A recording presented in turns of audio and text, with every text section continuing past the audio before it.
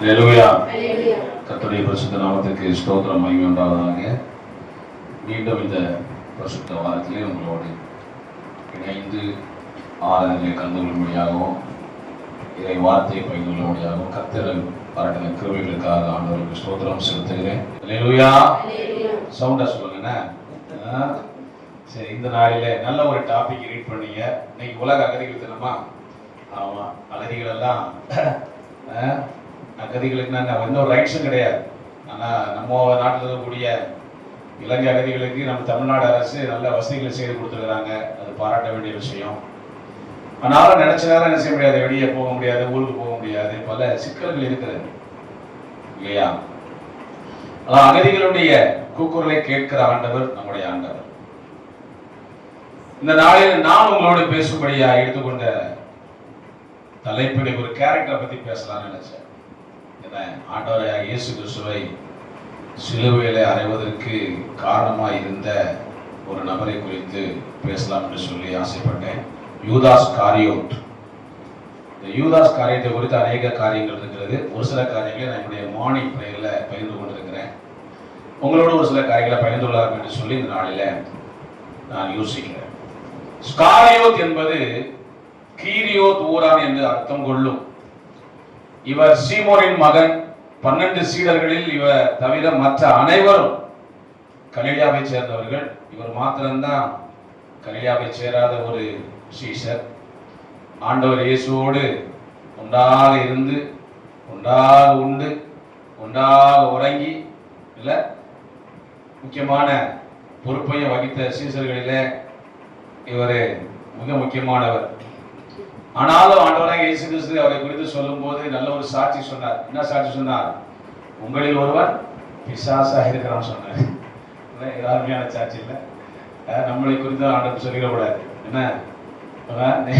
உங்களில் ஒரு உங்களால் ஒருத்தன் பிசாசு சொல்லக்கூடாது ஆண்டவர். அந்த மாதிரி நம்ம நினைச்சக்கூடாது, நடக்கக்கூடாது. அதே போல அவருடைய செயல்பாடுகள் இருந்தபடியினால் ஆண்டவர் சொன்னாரு, உங்களில் ஒருவன் பிசாசா இருக்கிறான் என்றார்.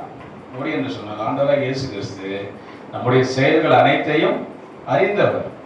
யோவானுக்கு எழுதின சுவிசேஷம் 6ஆம் அதிகாரம் 70-71 வசனத்தை வாசிக்கும் போது இயேசு அவர்களை நோக்கி, 12 உங்களை நான் தெரிந்து கொள்ளவில்லையா? உங்களுக்குள்ளும் ஒருவன் பிசாசா இருக்கிறான் என்றார். சீமோனின் குமாரனாகிய யூதாஸ் காரியோத்து 12 இருந்தும் தம்மை காட்டி கொடுக்க போகிறவனாய் இருந்தபடினாலே அவனை குறித்து இப்படி சொன்னார். அல்லேலூயா. ஆண்டவராகிய இயேசு கிறிஸ்து ஆராய்ந்து அறிகிற தெய்வம். சங்கீதக்காரனை தாவீது சொல்லும் போது 139 சங்கீதம் 139 முதல் 3 வசனங்களை வாசிக்கும் போது தாவீது என்ன சொல்றாரு? கர்த்தாவே, நீர் என்னை ஆராய்ந்து அறிந்திருக்கிறீர், என் உட்கார்தலையும் எழுந்திருக்கிறதையும் நீர் அறிந்திருக்கிறீர், என் நினைவுகளை தூரத்திலிருந்து அறிகிறீர், நான் நடந்தாலும் படுத்திருந்தாலும் நீ சூழ்ந்திருக்கிறீர், என் வழிகள் எல்லாம் உனக்கு தெரியும். அவன் நினைச்சுக்கிட்டு இருக்கோம் சந்தில போய் பொந்தில போயிட்டா நம்மளை பார்க்க மாட்டாங்க அப்படின்ட்டு. அப்படிதானே? சில பேர் பார்த்தீங்கன்னா சைக்கிள் நடந்து போவாங்க, டக்குன்னு சந்தில போந்துருவாங்க. எங்க போறோன்னு தெரியக்கூடாது. யார் அப்படி போவா? கள்ளத்தனம் பண்றவன் போவான் இல்லையா? பெற்றோருக்கு தெரியாம தப்பு பண்ண நினைக்கிற அந்த மாதிரி போவான். ஆண்டவராக இயேசு கிறிஸ்துவை நம்ம எங்கேயும் செய்ய முடியாது, மறைய முடியாது. அல்லேலூயா. ஆராய்ந்து அறிந்திருக்கின்றீர், சுற்றி சுற்றி சூழ்ந்திருக்கின்றீர், ஆராய்ந்து அறிந்திருக்கின்றீர், சுற்றி சுற்றி சூழ்ந்திருக்கின்றீர், நான் அமர்வதும் நான் எழுவதும், நான் அமர்வதும் நான் எழுவதும் நன்றாய் நீர் அறிந்திருக்கிறீர். இயேசப்பா, நன்றாய் நீர் அறிந்திருக்கிறீர்.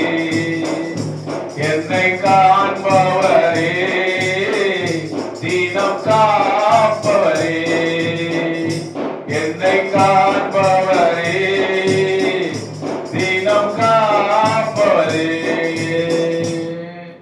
அல்லேலூயா. ஆராய்ந்து அறிகிற தெய்வம். யூதாஸ் காரியோத் ஆண்டவரை காட்டி கொடுப்பதற்கு காரணம் என்ன? ஏதாவது ஒரு காரணம் இல்லை, சும்மா காட்டி கொடுக்க முடியாதுல்ல. என்ன ஏதாவது ஒரு ரீசன் இருக்கும். இப்போ நேரத்துக்கு ஒரு ரீசன். என்ன ரீசன்? ஈஸ்வரன் பையன் அறுவலை வச்சு வெட்டிட்டான் அப்படிங்க. எவ்வளோக்கு எங்கே போகுது பார்த்தீங்களா? ஸ்கூலு கொலைக்களமாக மாறிக்கிட்டு இருக்கு. 8வது கிளாஸ் படிக்கிற பையன், எத்தனை வயசு? 13 வயசு, அறுவலை தூக்கி வெட்டிட்டாங்க. ஏன் அப்படின்னா ஒரு பென்சில் தராரு. இப்போ நாடு எங்கே போகுதுன்னு பாருங்க. அந்த அளவுக்கு ஒழுக்கம் இருக்கு. நம்மளால ஒன்றும் செய்ய முடியாத ஒரு சூழ்நிலை உட்கார்ந்து. இப்ப என்ன காரணம்? முதலாவது அவரிடத்திலே காணப்பட்ட மதியினம், அறிவீனம். ஒவ்வொரு ஸ்டெப்ஸையும் ஆண்டவரோடு இருந்து பார்த்த அந்த மனுஷன் தன்னுடைய அறிவீனத்தினாலே, மதியினத்தினாலே இந்த தவறை செய்ய துணிந்து விட்டார். சாலமோன் பிரசங்கிக்கு எழுதும் போது எழுதுகிறார், பிரசங்கி 10ஆம் அதிகாரம் 1 வசனத்துல, செத்த ஈக்கள் தைலக்காரனுடைய பரிமள தைலத்தை நாரி கெட்டு போக பண்ணும், ஞானத்திலும் கனத்திலும் பேர் பெற்றவனை. இதுல ஞானத்திலும் கனத்திலும் பெரிய ஞானவான், பெரிய மதிப்புக்குரிய ஆளு, மரியாதைக்குரிய ஆளு. ஆனா அந்த மரியாதைக்குரிய, மதிப்புக்குரிய, அதிகம் படித்த அந்த ஆளை ஒரு சொற்ப அறிவீனம், சொற்ப மதியினம், ஒரு செகண்ட்ல ஏற்படுகின்ற சபல புத்தி அவர் என்ன பண்ணிருது? கெட்டவனா ஆக்கிடுது. பார்ப்பது நல்லா தான் தெரியும், ஆனா உள்ள அவ்வளோ அழுக்கு. சொற்ப மதியினம் என்ன செய்யும்? அவனை அப்படியே செய்யும். பொது மொழிபெயர்ப்பில் நம்ம திருவகிதத்துல எப்படி போடுறது அப்படின்னா, களத்தில் இருக்கும் நறுமண தைலம் முழுவதையும் செத்த ஈக்கள் முடை நாற்றம் வீசும்படி செய்யும். முடை நாற்றம் அப்படின்னா, இப்பெல்லாம் நமக்கு வந்து ரொம்ப ஸ்டைலா கோகனட் ஆயில் வந்து பாட்டில் வருது இல்லையா? விவிடி நிறைய பிராண்ட் இப்போ வருது. கவுத்துனா போகுது. அப்போ என்ன செய்வாங்க அப்படின்னா, வீட்டில் இந்த ஆர்லிஸ் பாடலாம் அதிகமாக இருக்கும். இந்த ஆர்லிஸ் பாட்டில் ஊற்றி எண்ணெய் வச்சிருப்பாங்க, அதில் ஒரு கரண்டி போட்டு வச்சிருப்பாங்க. சில சமயங்களில் அதை ஊற்றிட்டு மறந்து போயிடுவாங்க. அதுக்குள்ள என்ன பண்ண வந்து அந்த ஸ்மெல்லுக்கு ஈ வந்து செத்து உள்ள விழுந்துடும். அதெல்லாம் உங்களுக்கு தெரியாது, எங்களுக்கு தான் தெரியும். சரியா? அப்படிலாம் ட்ரை பண்ணி பாரு. செத்து உள்ள விழுந்துடும். அதை எடுத்து போட முடியாது. அது நாய்க்கு அப்படி பார்த்தா அந்த ஒரு மாதிரி நாத்தம், அந்த அழுகிற நாத்தம் அடிக்கும். அதை தலையில தேய்ச்சிட்டு ஸ்கூலுக்கு போனா எப்படி இருக்கும்? அதுதான் முடை நாற்றம். முடை நாற்றம் வீசுபடி செய்துவிடும். அதுபோல சிறிய மதிகேடும், சிறிய மதிகேடு சிறுசுதான். அதனாலதான் சொல்லுவாங்க, நல்ல பேர் வாங்குறது ரொம்ப ரொம்ப கஷ்டம், ரொம்ப நாள் காத்திருக்கணும். ஆனா கெட்ட பேர் என்ன செய்யல ராஜாத்தி? ஒரு செகண்ட், வித்தினே செகண்ட்ல வைக்கும். ஆமே என்ன செய்யும்? மதிகேடும் மேன்மையான ஞானத்தை கெடுத்துவிடும். நீதிமொழிகள் 13:16, விவேகியானவன் அறிவோடு நடந்து கொள்ளுகிறான். விவேகி எந்த சூழ்நிலையிலும் தவற மாட்டான். யோசிப்பான். ஒரு காரியத்தை செய்யும் முன்பு யோசிப்பான். ஒரு செயலை பேசும் முன்பு யோசிப்பான். இந்த வார்த்தையினால மற்றவர்களுக்கு பிரயோஜனம் உண்டா? இதனால நாம் பேசுற வார்த்தையினாலே மற்றவர்கள் காயப்படுவார்களா, காயம் கட்டுப்படுமா என்று யோசிப்பான். ஆனால் மூடனோ தன் மூடத்தனத்தை வெளிப்படுத்துகிறான். தன்னுடைய செய்கைகளினாலே, தன்னுடைய பேச்சினாலே தான் முட்டாள் என்பதை வெளிப்படுத்துகிறான். இந்த யூதாஸ் காரியத்து ஆண்டவரோடு இருந்தவர் தான், ஆண்டவருடைய முக்கியமான பணியாளராகிய பொக்கிஷத்தாராகிய இருந்தவர் தான். எவ்வளவு ஒரு நம்பிக்கையோடு ஆண்டவர் அந்த பொறுப்பை அவரிடத்திலே கொடுத்திருப்பார். ஆனாலும் அவனுக்குள்ள இருந்த யூதாஸ் காரியத்துக்குள்ள இருந்த கொஞ்ச அறிவீனம் அவரை ஆண்டவரை காட்டி கொடுக்க தூண்டி விட்டது, துணிந்து விட்டார். அல்லேலூயா. கேட்டுக்கொண்ட அன்பு சகோதரனே, அன்பு சகோதரியே, நாம பல இடங்களில பலவிதமான சூழ்நிலைகளில நல்ல பொறுப்புல இருக்கலாம், இல்ல நல்ல ஊழியத்தில் இருக்கலாம், நல்ல புகழோடு இருக்கலாம். நாம் எந்த சூழ்நிலை இருந்தாலும் நாம் என்ன செய்ய வேண்டும்? அதுக்கேற்ற விதத்திலே நாம் நடக்க வேண்டுமே ஒழிய ஒருபோதும் அறிவீனமான செயல்களுக்கு நாம் இடம் கொடுக்க கூடாது, இடம் கொடுக்க கூடாது. சொற்ப மதியினம் குடும்ப உறவுகளை பிரித்து விடுகிறது. சொற்ப மதியினம் நல்ல ஐக்கியத்தை கெடுத்து விடுகிறது. சொற்ப மதியினம் திருச்சபைக்குள்ளே அநேக காரியங்களை நாம் செய்ய முடியாதபடிக்கு தூண்டி விடுகிறது. நல்ல குடும்பம் நீர் தந்தீரையா, செல்ல பிள்ளைகள் தந்தீரையா.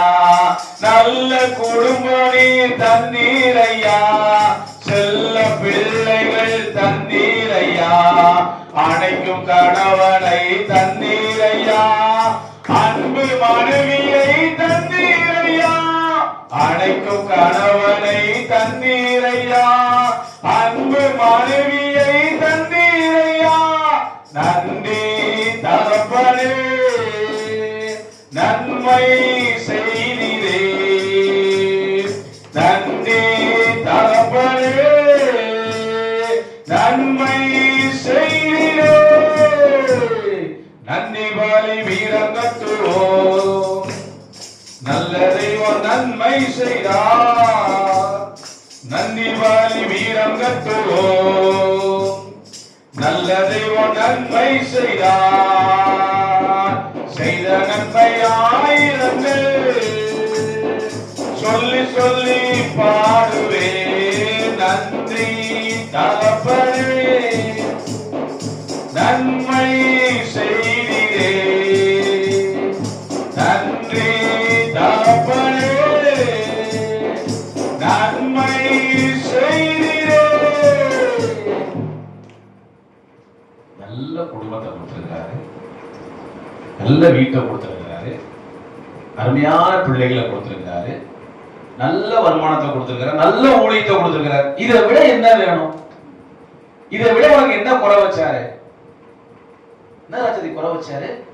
ஒன்னும் வைக்கிற. நண்டு கொடுத்தா வலைக்குள்ள கிடக்காது, பழமொழி சொல்லுவாங்க. நண்டு தெரியுமா? அது கொடுத்து போனா அந்த பொதுக்குள்ள கிடக்காது, அதை உள்ள உட்காந்து செய்யும், சவுண்ட் விட்டுட்டே கிடக்கும், பக்கத்துல பாம்பு போகும், நைஸா தூக்கிட்டு வந்துடும். அந்த மாதிரிதான் ஆண்டவர் நல்ல தாளந்துகளை கொடுத்திருக்கிறார், நல்ல வரங்களை கொடுத்திருக்கிறார், நல்ல வருமானங்களை கொடுத்திருக்கிறார், நல்ல குடும்பத்தை கொடுத்திருக்கிறார். ஆனால் சொற்ப மதியினம் நம்மை அங்கிருந்து புரட்டி தள்ளுகிறது.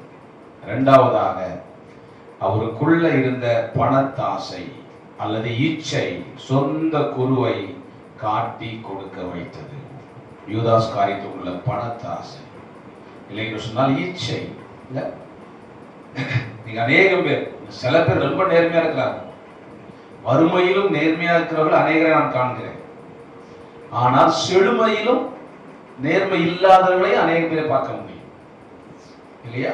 இந்த இச்சையினாலே அவர் விழுந்து விடுகிறார். 1 தீமோத்தேயு 6:10 பவுலடிகளார் அழகா சொல்றாங்க, தெரிஞ்ச வசனம் தான், ரொம்ப தெளிவா சொல்றார். பண ஆசை எல்லா தீமைக்கும் வேறா இருக்கிறது, வேறா இருக்கிறது, கிளையா இல்ல, வேறா இருக்கிறது. பணம் எல்லா தீமைக்கும் சொல்லல, நல்லா புரிஞ்சுக்கணும். பணம் நமக்கு வேணும், பணம் இருந்தா தான் உலகத்துல வாழ முடியும். பணம் இல்லைன்னா என்ன செய்யாது, நாயோட மதிக்காது, அது வேற விஷயம். ஆனா இன்னும் வேணும், இன்னும் வேணும், இன்னும் வேணும், இன்னும் வேணும், இன்னும் வேணும் அப்படின்னு சொல்லிட்டு யாரையாவது ஏமாத்தலாமா, அதை பண்ணலாமா, இதை பண்ணலாம் ஓடிக்கொடு, அவனை பார்த்தா சொல்ற. பண ஆசை எல்லா தீமைக்கும் வேறா இருக்கிற, எல்லா தீமைக்கும் இந்த சீமக்கருவை பாத்தீங்களா? சீமக்கருவை நமக்கு தெரியாது, சீமக்கருவே தெரியாது இப்பொழுது ஜெனரேஷனுக்கு. அந்த பக்கம் வேலி வேலி காத்தா அந்த இதை ஏத்தாங்க இல்ல, இதான் அதை வேரோட புடுங்கன்னு செய்ய திரும்ப பரவிக்கிட்டே இருக்கும். அதை வேரோட புடுங்கி அழிச்சிடணும். இல்லை என்று சொன்னால் அது நிலத்தை கெடுத்து கொண்டிருக்கிறோம், நிலத்தை நீரை கெடுத்து கொண்டிருக்கும். அப்போ நம்ம இப்படிப்பட்ட ஆசைகளை வேரோட புடுங்கி எறிய வேண்டும். நான் சொல்ற பணத்தாசை எல்லா தீமைக்கு வேறா இருக்கிறது. சிலர் அதை இச்சித்து எதை விட்டுறாங்க? விசுவாசத்தை விட்டுறாங்க. நம்ம கத்தி கத்தி சொல்லுவோம், விசுவாசித்தால் தேவனுடைய மகிமையை காண்பாய், விசுவாசித்தால் தேவனுடைய மகிமையை காண்பாய், விசுவாசித்தால் மகிமையை காண்பாய், விசுவாசி எல்லாம் கூடும் சொல்லுவோம். ஆனா நமக்கு லைட்டா ஒரு ஷேக் கொடுக்கும், விசுவாசத்துல ஒரு அசைவு கொடுக்கும். அப்பா என்னைக்கு நம்ம விசுவாசம் பண்ணி என்னைக்கு நமக்கு இதெல்லாம் கூடி வருது, வாடா போடா, குறுக்கொடியில போடா. நம்ம நேர்மையா இருந்தாலும் செய்ய முடியாது, சம்பாதிக்க முடியாது. நேர்மையெல்லாம் நம்ம சம்பளம் வாங்கினா சம்பாதிக்க முடியாது. என்ன செய்யணும்? மேஜைக்கு கீழே, டிராயருக்கு கீழே கையை நீட்டா அப்படின்னு போயிடலாம். விசுவாசத்தை விட்டு வழுவி அப்புறம் என்ன பண்றாங்க? அங்கதான் முக்கியம். அநேக வேதனைகளினாலே தங்களை உருவ குத்தி கொண்டிருக்கிறார். அநேக வேதனைகள். ஒரு வேலைக்கு போறான், நம்ம போய் அந்த வேலை நடக்குன்னு சொல்றோம், அவர் டிமாண்ட் பண்றாரு, இவ்வளவு தாங்கன்னு சொல்லி டிமாண்ட் பண்றாரு. அப்போ லஞ்சம் கொடுக்குற நான் சந்தோஷமா கொடுப்பேன். என்ன செய்வோம்? வேதனைப்படுவோம். நேற்று ஒரு அம்மா அழுகுது, தன்னுடைய மகள் காணாம போய் 1 வருஷம் ஆச்சா. போலீஸ் ஸ்டேஷன்ல கம்ப்ளைண்ட், சென்னையில நடந்த சம்பவம் சொல்றேன். காணாம போய் 1 வருஷம் ஆச்சான். அந்த அம்மா போய் கம்ப்ளைண்ட் கொடுத்து கேட்டா அவங்க சொல்றாங்களா, அவங்க பொண்ணு கிடைச்சா சொல்லி அனுப்புறேன், வந்து கூப்பிட்டு போ. ஐயா, நான் 1 வருஷமா நடையா நடக்கிறேன் ஐயா, என் பிள்ளைக்கு பதில் சொல்லுங்க ஐயா. நேற்று அதே வார்த்தையை சொல்றாங்க. நம்ம அங்க அழுது போறேன்னு. அப்புறம் நியூஸ் வந்திருக்குது, நியூஸ்ல வந்திருக்குது. அதுக்கப்புறமாவது ஏதாவது ஒரு விமோசனம் கிடைக்குமான்னு தெரியாது. அவங்க என்ன சொல்றாங்க, என் பிள்ளை எங்க இருக்கான்னு மட்டும் சொல்லிடுங்க ஐயா, காட்டிடுங்க ஐயா, எனக்கு அது போதும். இல்லை, ஒரு தாயுடைய உள்ள எவ்வளவு பதறம். வாலிப பிள்ளை காணல, 1 வருஷமா காணல, அவன் உயிரோடு இருக்காளா இல்லையான்னு தெரியல. அப்ப அதே வந்து இப்ப எளியவளுக்கு நீதி கிடையாது. அதே அரசியல்வாதிகளை பின்புல இருந்து என்ன செய்வாங்க? இரவு பகல தேடுவாங்க. இல்ல, ஒரு ஜட்ஜி தமிழ்நாட்டு ஜட்ஜி என்ன உண்மையை சொன்னார். அந்த ஜட்ஜிக்கு 6 மாசம் சிறை தண்டனை சுப்ரீம் கோர்ட் கொடுத்துச்சு. நீங்க வேணா மறந்துருக்கலாம், 2 வருஷத்துக்கு முன்னால. கர்ணன் அப்படிங்கிற ஒரு ஜட்ஜி, நம்ம தமிழ்நாட்டுக்கார். ஏன்னா அவர் பிற்படுத்த சமுதாயத்திலிருந்து வந்த ஒரு மனுஷன், அதனால அவர் பனிஷ்மெண்ட் கொடுத்துச்சு. இன்னைக்கு ஒரு ஜட்ஜி வீட்டுல 100 கோடி ரூபாய் பணம் அகப்பட்டுச்சு. எவ்வளவு பணத்தை திங்க முடியுமா? 100 கோடி. அவருக்கு டிரான்ஸ்பர், அழகாபாத் நீதி உயர்நீதிமன்ற டிரான்ஸ்பர். நீதி எங்க இருக்கு பாத்தீங்களா?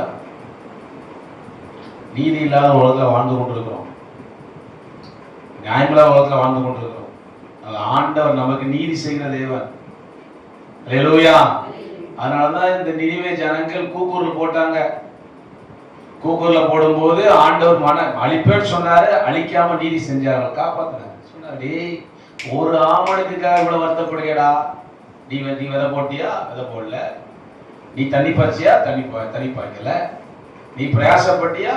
எதுவுமே பிரயாசப்படல. எதுவுமே பிரயாசப்படாம அது வளர்ந்து உனக்கு நல்ல கொடுத்த அந்த ஆமணக்கு செடி ஒரே நாள்ல கலைஞ்சு போச்சுன்னு சொல்லிட்டு நீ இவ்வளவு வேதனைப்படுறியே. வலதுகைக்கும் இடதுகைக்கும் வித்தியாசம் தெரியாத 1,20,000 இருக்கின்ற இந்த நினிவே நகருக்காக நான் பரிதபிக்க மாட்டேனோ? எவ்வளவு ஒரு அருமையான வார்த்தை. நமக்காக ஒரு பரிதபிக்கிற ஆண்டவராக இருக்கிறார். அந்த ஒரு தேவனை இந்த யூதாஸ் காரியத்து ஈஸியா காட்டி கொடுத்துட்டார். இல்ல, காட்டி கொடுத்தான் 30 வெள்ளி காசுக்காகவே கர்த்தரே சுமை கொலை செய்யவே கொண்டு போனாரே கொல்கதா மலைக்கு இயேசுவை. கொல்கதா மலைக்கு இயேசுவை. பாவிக்கு புகலிடம் இயேசு ரட்சகர். பாரினில் பலியாக மாட்டாரே பரிசுத்தரே பாவமானாரே பாரமான சிலுவை சுமந்தவரே. பாவிக்கு புகலிடம் இயேசு ரட்சகர். பாரினில் பலியாக. மத்தேயு 26ஆம் அதிகாரம் 14, 15, 16 வசனங்களை வாசிக்கும் போது, அப்பொழுது 12 ஒருவனாகிய யூதாஸ் காரியோத்து என்பவர் பிரதான ஆசனத்திற்கு போய், நான் அவரை உங்களுக்கு காட்டி கொடுக்கிறேன், நீங்கள் எனக்கு என்ன கொடுக்கிறீர்கள் என்றார். அவர்கள் அவனுக்கு 30 வெள்ளிக்காசை கொடுக்க உடன்பட்டார்கள். அது முதல் அவன் அவரை காட்டி கொடுப்பதற்கு சமயம் பார்த்து கொண்டிருந்தான், வேலையை பார்த்து கொண்டிருந்தான். எந்த வேலையில ஆண்டவரை காட்டி கொடுக்கலாம், எப்படி காட்டி கொடுக்கலாம் என்கிற சமயம் பார்த்து கொண்டிருந்தான். அல்லேலூயா. அதாவது துரோகியை கூட நம்பிடலாம், ஆனால் யாரை நம்ப முடியாது? நண்பனை நம்ப முடியாது இல்லை. ஏன்னா நண்பனுக்கு தான் தெரியும் நான் எங்கே போகிறேன், எங்கே வரேன், எத்தனை மணிக்கு எங்கே இருப்பேன்னு சொல்லிட்டு கரெக்டாக ஸ்கெட்ச் போட்டு கொடுத்துருவான். சமீபத்தில் ஒரு அரசியல் தலைவர் போட்டு தண்ணா தெரியுமா? சமீபத்தில் ஒரு 6 மாதம் இருக்கும்னு நினைக்கிறேன், பெரம்பூரில் ஒரு அரசியல் தலைவர். யாரு? ஒன்னா தான் போட்டு கொடுத்து, ஒன்னா தான் போட்டு தரோம், வேற எவனும் கிடையாது. இப்போ போன வாரத்தில் ஒரு அரசியல் தலைவர் போட்டு தந்தான், திருநெல்வேலிக்காரனை. யார் தெரியுமா? அவன் கூட டிரைவரா இருந்தவன், அவனுக்கு எதிரியா இருந்து நல்ல பிள்ளையா நடிச்சு அவனோட டிரைவரா சேர்ந்து அவனுடைய எங்கெல்லாம் போறான்னு பார்த்துட்டு எப்பவும் தனியா இருப்பான்னு பார்த்துட்டு கரெக்டா போட்டு தள்ளிட்டான். அதனால ரொம்ப ஜாக்கிரதையா இருக்கணும். யார்கிட்ட? ஃப்ரெண்ட்ஸு கிட்ட. எல்லாத்தையும் உடையிட கூடாது. தோழி நல்ல தோழியா இருக்கிறா, வெள்ளையா இருக்கா, போய் சொல்ல மாட்டான்னு சொல்லிட்டு என்ன செய்யக்கூடாது? எல்லாத்தையும் உடையிடக்கூடாது. தாய்மாரே, இல்லத்து ரகசியங்களை எல்லாத்தையும் உடையிடக்கூடாது. வேலை செய்யறது எல்லாத்தையும் உடையிடக்கூடாது. என்ன செய்யும்? அது ஆபத்தில் போய் முடியும். 3வது, இந்த பண ஆசை அவனுக்கு தூண்டியது யார்? மதியினம், பண ஆசை, இச்சை. பண ஆசையை தூண்டியது யார்? லூக்கா 22:3 சொல்கிறது, யூதாசுக்குள்ளே சாத்தான் புகுந்தான். உள்ள சாத்தான் புகுந்துதான்.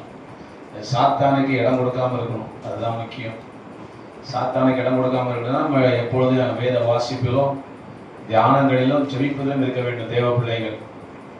ஏன்னா எப்பவும் யூடியூப்பும் ஃபேஸ்புக்கும் ட்விட்டரும் இன்ஸ்டாகிராம் உட்காந்து வைங்க, சாத்தான் உள்ள வந்துடுவான். சரியா? என்னத்தை படிச்ச, என்னத்தை பைபிள் படிச்ச தூக்கி ஓரமா வையே, அப்புறம் பார்த்துக்கலாம். காலையில் போகும்போது ஆஃபீஸுக்கு போகும்போது கேலண்டரில் வசனம் படிச்சு போகலான்னு சொல்லுவான் சாத்தான். சரியா? ஒவ்வொரு நேரம் கிடைக்கும் போதெல்லாம் ஆஃபீஸுக்கு போகிறவங்க என்ன செய்யுங்க, ஒரு ஸ்தோத்திர பலி புக்கை கையில் வச்சுக்கோங்க. எப்போல்லாம் டைம் கிடைக்கும் ஸ்தோத்திரம் சொல்லுங்க. டிராவல் இருக்கும்போது ஃப்ரீயாக ஸ்தோத்திரம் சொல்லுங்க. துதி எடுத்தால் சாத்தான் ஓடுவான். அல்லேலூயா. யோவான் 13:27 சொல்லுகிறது, துணிக்கையை வாங்கின பின்பு சாத்தான் அவனுக்குள் புகுந்தான். அப்பொழுது இயேசு அவரை நோக்கி செய்கிறதை சீக்கிரமாய் செய்யினார். ஆண்டவரே சொல்ற, நீ என்ன செய்ய நினைச்சியோ அதை சீக்கிரமா செய்ப்பா.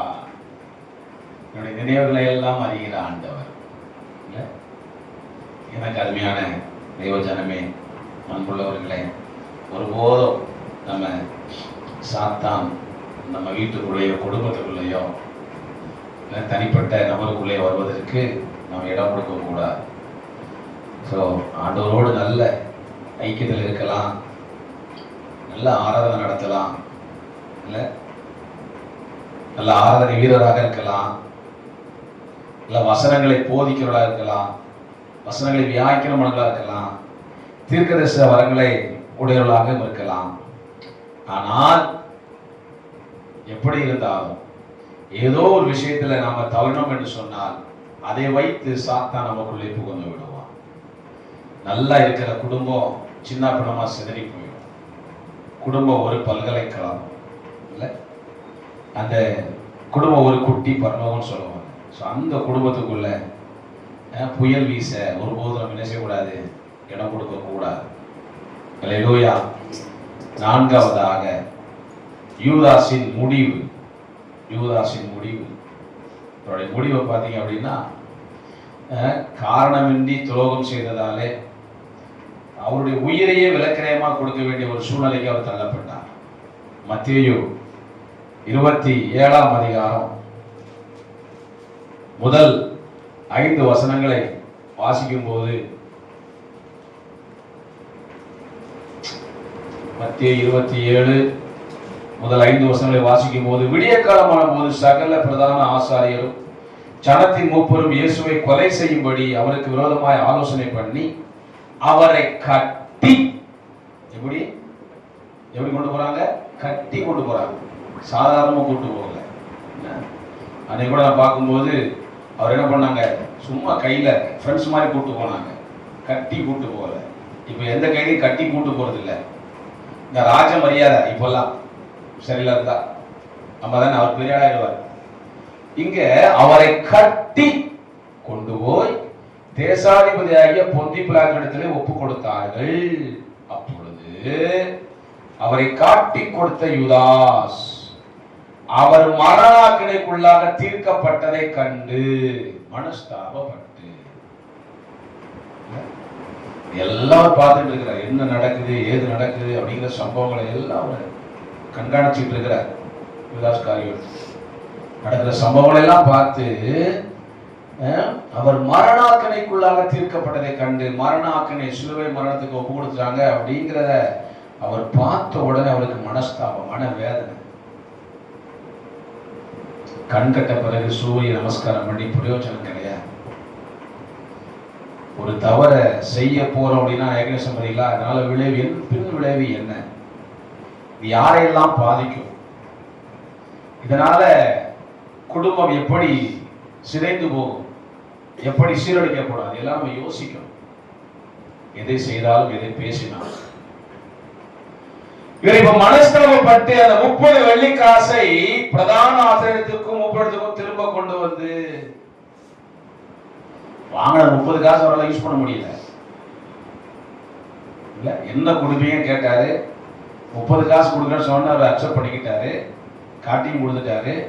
இப்போ ஆண்டவர் படுகின்ற வேதனைகளை, அவரை கட்டி கொண்டு போறதை இதெல்லாம் பார்த்து அவருக்கு மரண தீர்ப்பு கொடுத்துட்டாங்க, மரண தீர்ப்பு கொடுத்தாங்க என்பதை அறிந்தவுடன் இவர் மனவேதனை அடைகிறார். ஐயோ ஐயோ, தப்பு பண்ணிட்டேனே தப்பு பண்ணிட்டேனே தப்பு பண்ணிட்டேனே.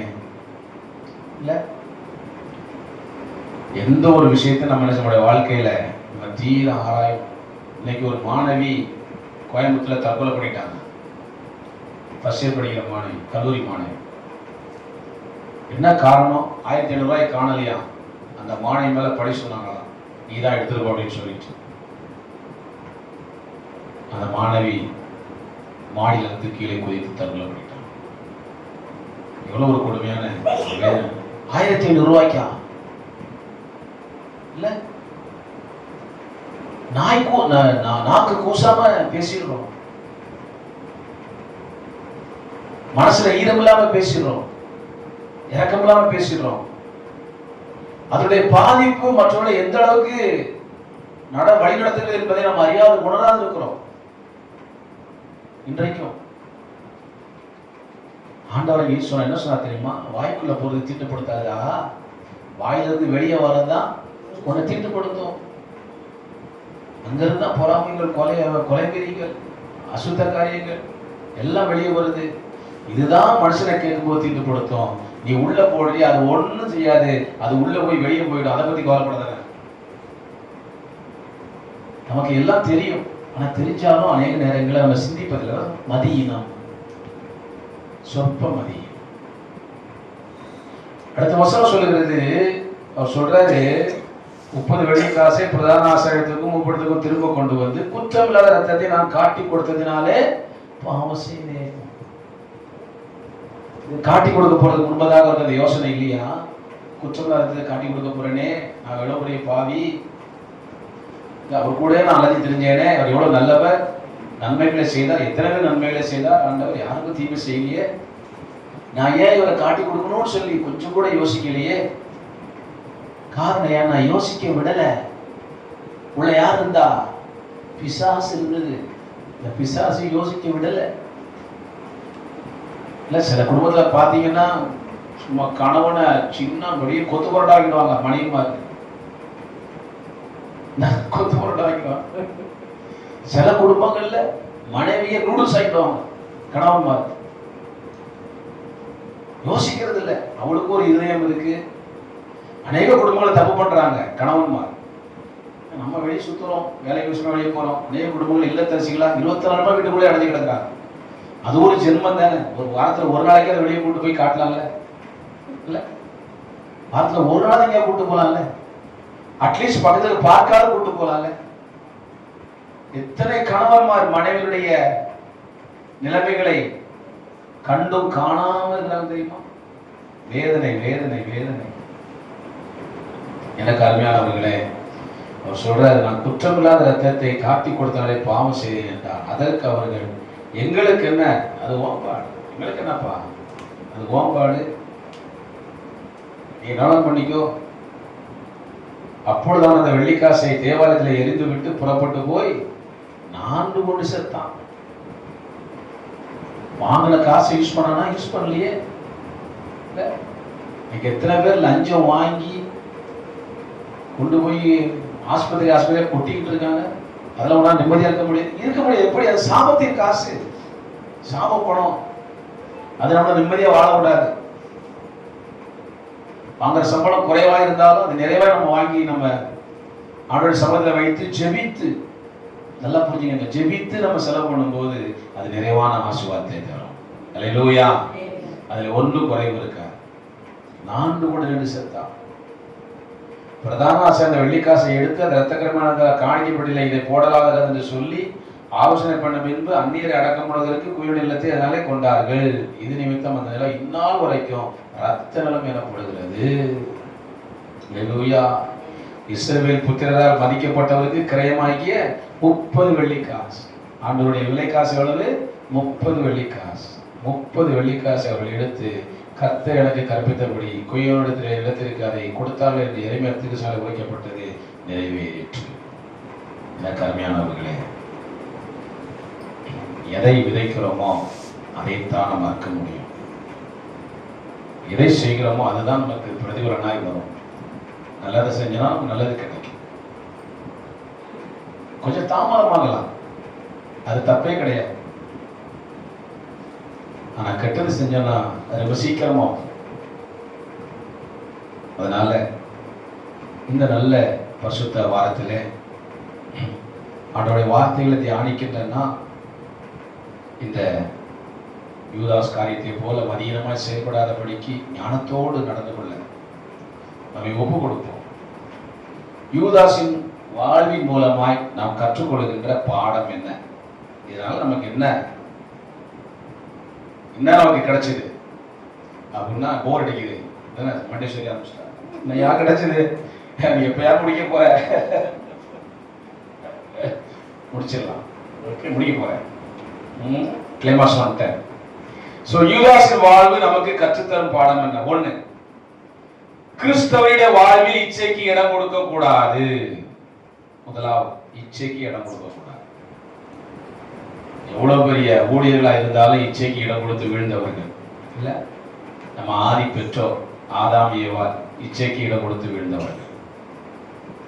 இன்னை வரைக்கும் யாரையும் விட்டு வைக்கல. அதனால தயவு செஞ்சு என்ன செய்யக்கூடாது? இச்சைக்கு இடம் கொடுக்க கூடாது.